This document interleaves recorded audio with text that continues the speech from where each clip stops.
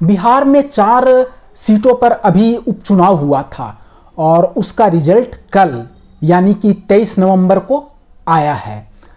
इससे पहले जब भी कभी उपचुनाव होता था तो यह खबर आई गई खबर हो जाती थी, किसी को पता नहीं चलता था या ऐसी खबर को अहमियत नहीं मिल पाती थी।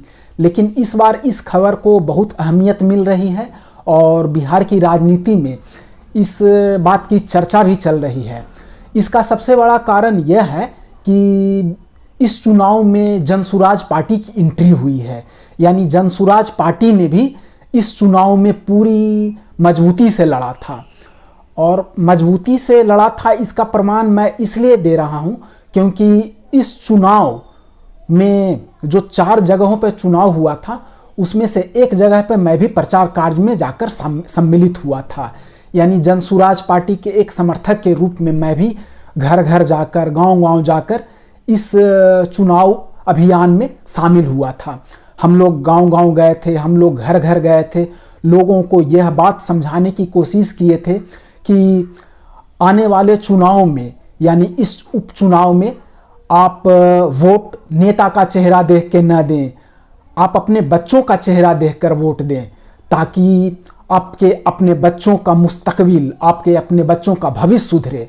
अगर नेता का चेहरा देखकर वोट देंगे तो नेता का भविष्य सुधरेगा, अपने बच्चों का चेहरा देखकर वोट देंगे तो आपके बच्चों का भविष्य सुधरेगा।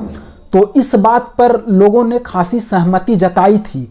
गांव के लोग इस बात को मानते थे कि बात तो जनसुराज के मंच से जो कही जा रही है वो सही बात है, लेकिन इस बात को वोट के रूप में कितना परिणत हुआ यह चुनाव का रिजल्ट बताता है। चुनाव का रिजल्ट यह बताता है कि जनसुराज पार्टी को एक भी सीट पर जीत हासिल नहीं हुई है। यह एक निराशापूर्ण परिणाम कहा जा सकता है।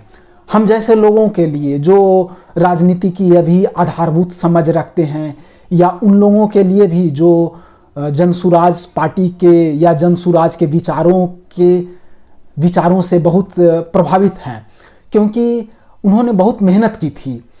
लेकिन साथ साथ यह भी कहा जा सकता है कि जनसुराज पार्टी को इसमें करीब 10% वोट हासिल हुआ है।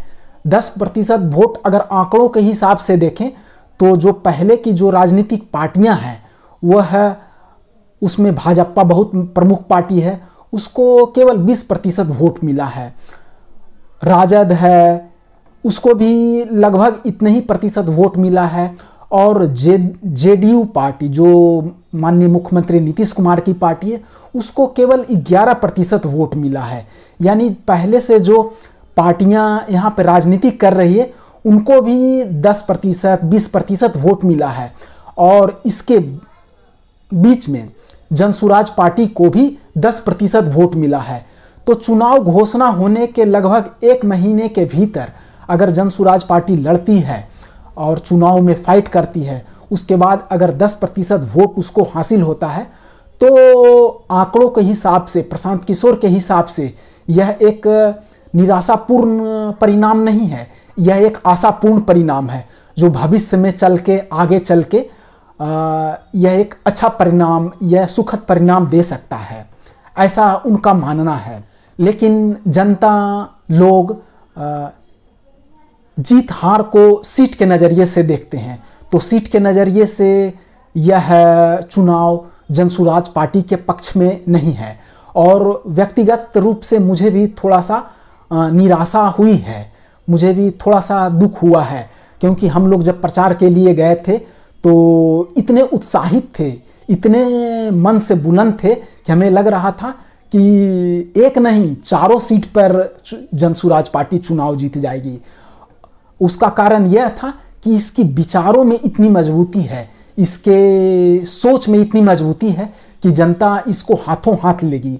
लेकिन साथ साथ यह बात भी समझ में आती है कि चाहे विचारों में कितनी मजबूती है, चाहे सोच में कितनी भी मजबूती हो, लेकिन बिहार की जनता या बिहार के लोगों में जाति, धर्म और नेता, परंपरागत नेताओं के बारे में जनता के नसों में इतना नशा घुसा दिया गया है कि अभी उस नशा से वो दूर नहीं हो पा रहे हैं।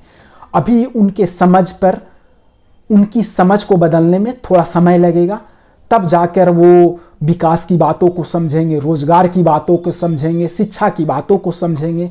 जो बात अभी जनसुराज कह रहा है, जब वो बात उनकी समझ में आएगी तो चुनाव के नज़रिए से यह परिणाम सुखद होगा।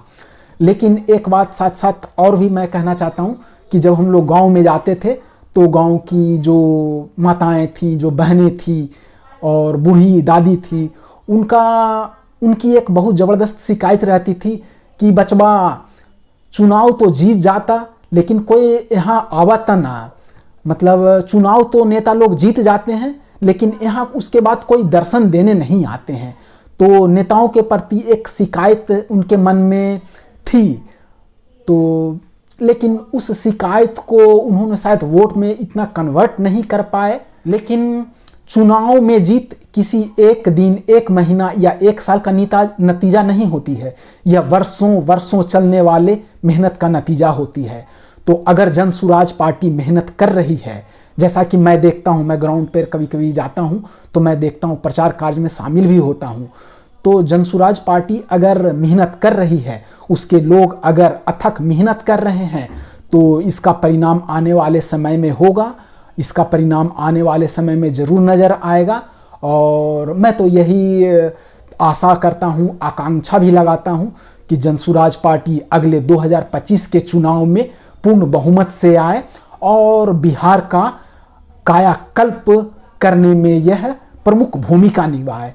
क्योंकि पिछले 2-3 दशकों में बिहार की जो भी परंपरागत राजनीतिक पार्टियां रही हैं, उन्होंने इतनी मेहनत नहीं की है या उन्होंने बिहार का इतना विकास नहीं किया है कि जिसके दम पर हम लोग दम भरे कि यस, हम लोग बिहारी हैं और बिहार हमारा एक अग्रणी राज्य है, बिहार हमारा एक विकसित राज्य है।